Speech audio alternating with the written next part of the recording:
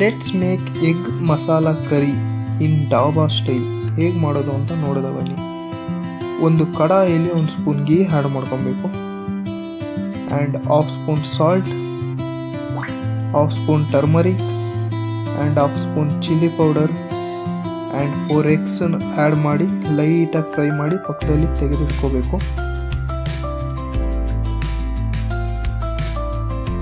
ಅದೇ ಕಡಾಯಿಯಲ್ಲಿ 1 spoon ghee add ಮಾಡಿ biryani leaves, 1 spoon jeera, 1 inch ಚಕ್ಕೆ ಆ್ಯಡ್ ಮಾಡಿ ಫ್ರೈ ಮಾಡ್ಕೋಬೇಕು. 2 ಚಿಲ್ಲಿ, 2 ಆನಿಯನ್ ಚಾಪ್ ಮಾಡಿ ಆ್ಯಡ್ ಮಾಡ್ಕೋಬೇಕು. ಗೋಲ್ಡನ್ ಬ್ರೌನ್ ಬರೋ ಗಂಟ ಫ್ರೈ ಮಾಡಿಕೊಂಡು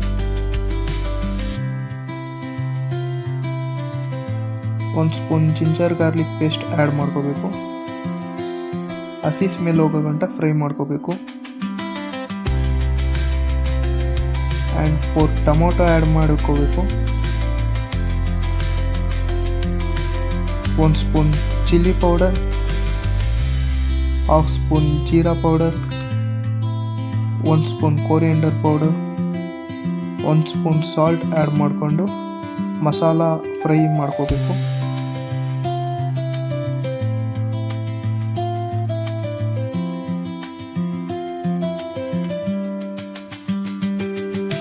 ಮಸಾಲ ಫ್ರೈ ಆದಮೇಲೆ 1 ಗ್ಲಾಸ್ ವಾಟರ್ ಆ್ಯಡ್ ಮಾಡ್ಕೋಬೇಕು ಆ್ಯಂಡ್ 4 ಎಗ್ಸ್ ಆ್ಯಡ್ ಮಾಡ್ಕೋಬೇಕು. Half spoon garam masala